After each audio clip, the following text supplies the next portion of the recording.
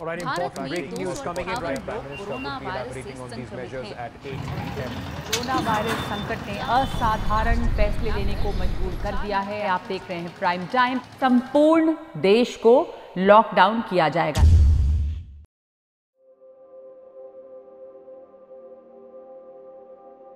बेशरम की तरह आ गई है, बेशरम नहीं है ये। कोई बात नहीं सर, लगाने दो। काफी लोग तो काम पे भी नहीं रखते अपने घर में। बीमारी फैले, तुम कैसे बाहर से आओगे, कैसे नहीं आओगी।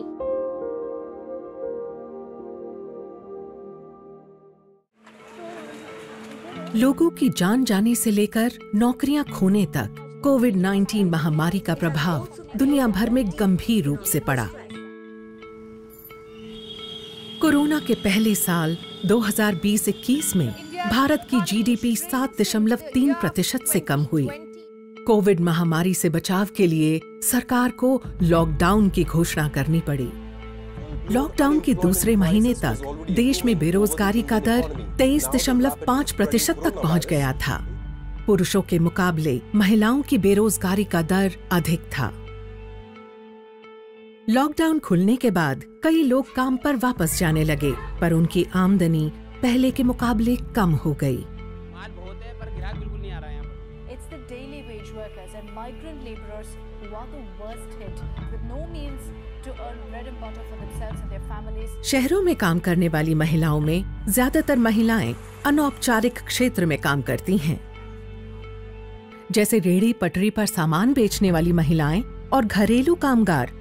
कोविड महामारी के पहले से ही आर्थिक और सामाजिक क्षेत्र में मुख्य धारा से पिछड़ी हुई थीं। महामारी ने इन महिलाओं को और बदतर स्थिति में लाकर रख दिया।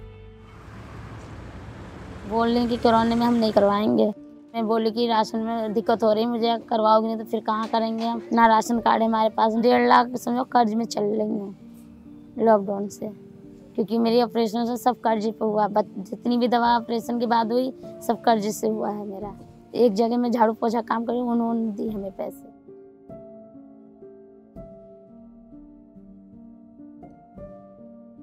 लॉकडाउन में 4 महीने नहीं दिए किराया। 12,000 कर्ज है अभी और इस महीने का भी नहीं दिलाया है।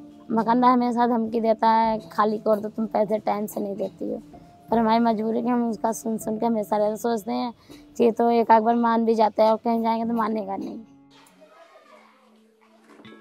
ये भी देखा गया कि सही जानकारी का अभाव और पूरे दस्तावेज न होने के कारण कई अनौपचारिक महिला कामगारों को महामारी के दौरान सरकार द्वारा चलाई गई योजनाओं का लाभ नहीं मिल पाया।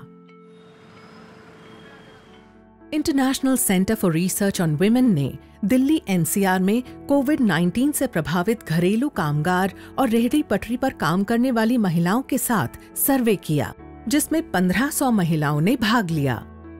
मैंने पैरों की पजेब बेची और नाक में जो लौंग पहनी हुई थी वो बेची थी। लॉकडाउन के वक्त राशन पाने की, खाने की, और बच्चे बीमार होते थे, हर चीज़ की जरूरत पड़ती थी, इसीलिए उस चीज़ का सामना करना पड़ा कि एक तो पैसे नहीं थे और काम नहीं था, तो मैं कैसे खर्चा उठाती। मुझे इसी चीज़ का वो था, तो किसी से मांगती थी थोड़े बहुत पैसे। कभी बहन भिजवाती थी, कभी मम्मी के भी जानने वालों से, पड़ोसियों से भी काफ़ी बार मैंने राशन वगैरह उधार लिया था। लॉकडाउन में खाना बांटने वाले आते थे, कभी जलेबी चौक पे, कभी यहाँ पे, तो मैं वहाँ जाके खाना लेके आती थी। जी हाँ, आज यहाँ पे चावल की व्यवस्था हो रही है जो जरूरतमंद परिवारों को दी जाएगी। 100 जरूरतमंद परिवारों को सूखा राशन 1 हफ्ते का प्रबंध करवाने की व्यवस्था कर रही है। इस सूखे राशन में चावल, दाल, आटा, तेल, हल्दी, नमक, इन सभी चीजों की व्यवस्था की जा रही है। उस वक्त ये लेबर मिस्त्री का होता है ना काम, जैसे रोड़ी बदरपुर ऊपर जाना होता, वो भी किया है मैंने।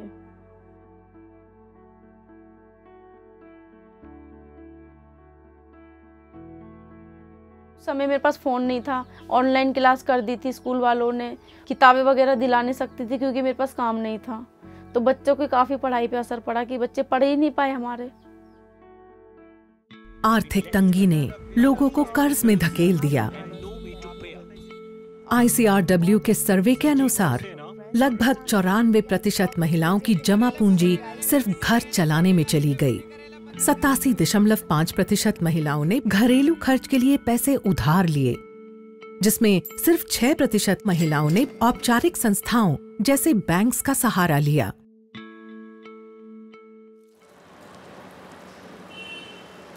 जब दुकान लगा के लॉकडाउन लग गया तो मिर्ची धनिया बेचने लगे। सुबह बेच बाज के आ जाते थे, फिर उसके बाद अपना लाते थे 1-1 किलो चावल आटा, अपना बना के फिर 3-4 बजे लेके जाते थे, फिर लगा के फिर उसके बाद से तब पुलिस कुत्ते की तरह दौड़ाने लगते थे।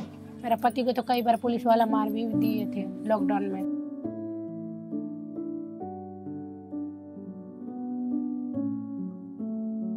पहले जैसे कमाई नहीं रह गया। पहले जो अच्छा कमाई होती थी बच भी जाता था, खर्चा बर्चा सब निकाल के 2 पैसा, अब तो वो भी नहीं बचता।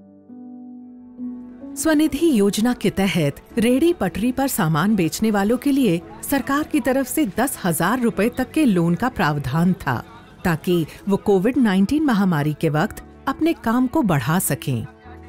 पर इस योजना की पहुंच में भी बाधाएं थीं, जैसे जरूरी दस्तावेज। ICRW के सर्वे के अनुसार केवल 51% महिलाओं की रेहड़ी उनके नाम पर थी और केवल 30% महिलाओं के पास सामान बेचने का लाइसेंस था। सही कागजात न होने के कारण अधिकतर महिलाएं इस योजना का लाभ नहीं उठा पाईं। साथ ही सर्वे में ये भी पाया गया कि सिर्फ 13.25% महिलाओं को सरकार की तरफ से बैंक खातों में डलवाई जा रही राशि का लाभ मिल पाया। लॉकडाउन के दौरान सरकार ने महिलाओं के लिए कई नीति निर्देश जारी किए। सरकार द्वारा जारी की गई गाइडलाइंस में जरूरी सेवाओं के अंतर्गत गर्भवती महिलाओं से जुड़ी स्वास्थ्य सेवाएं शामिल थीं। पर उस वक्त अस्पतालों के ज्यादातर संसाधन कोविड-19 की रोकथाम और उपचार के लिए इस्तेमाल होने लगे। इसी कारण कई गर्भवती महिलाओं को गैर सरकारी अस्पतालों में जाना पड़ा, जिसके चलते उन पर आर्थिक बोझ और बढ़ गया।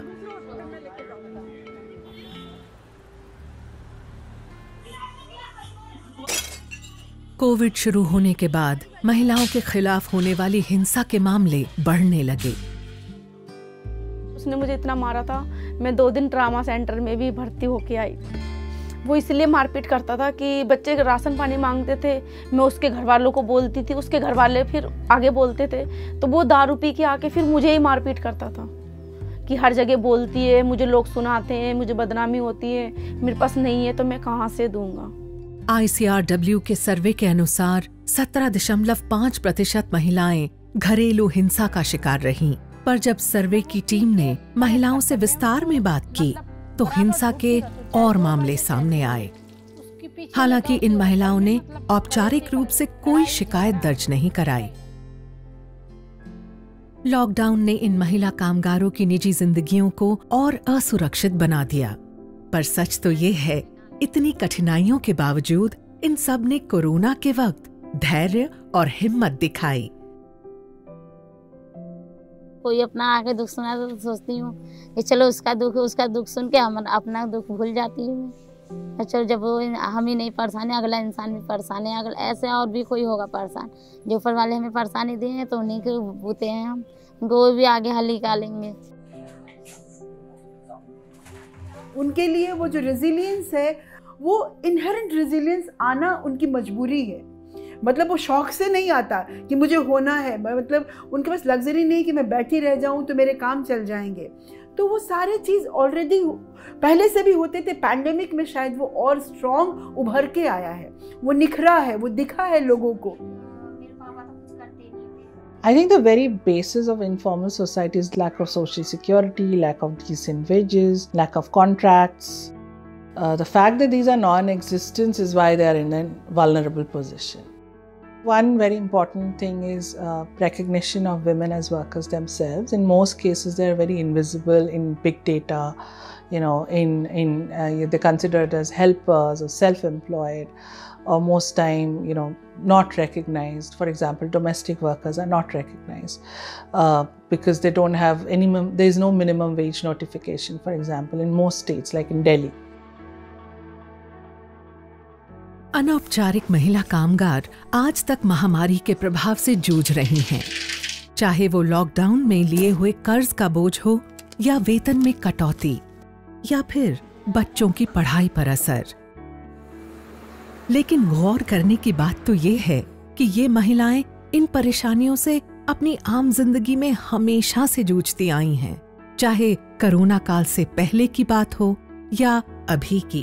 जैसे कि योजना है, किसी को प्लॉट मिल रहा है, किसी को। इसी कारण से ये आवश्यक है कि सरकार की नीतियां इन महिलाओं के मुद्दों को लेकर समावेशी हों। राशन कार्ड हमने का फॉर्म भरा था, मगर वो वापस आ गया, रिजेक्ट हो गया। रेहड़ी पटरी वाले काफी परेशान है इस टाइम पे। कोई अपना सामान इधर बटोर रहा है, कोई उधर लेके भाग रहा है।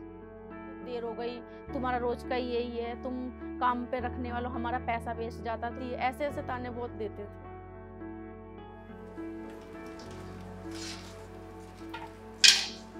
इन महिलाओं की तरफ जो मौजूदा नजरिया है, उसमें हर एक स्तर पर बदलाव लाने की जरूरत है। तभी उनको वो सम्मान और सुरक्षा महसूस होगी जिसकी वो असल मायने में हकदार हैं।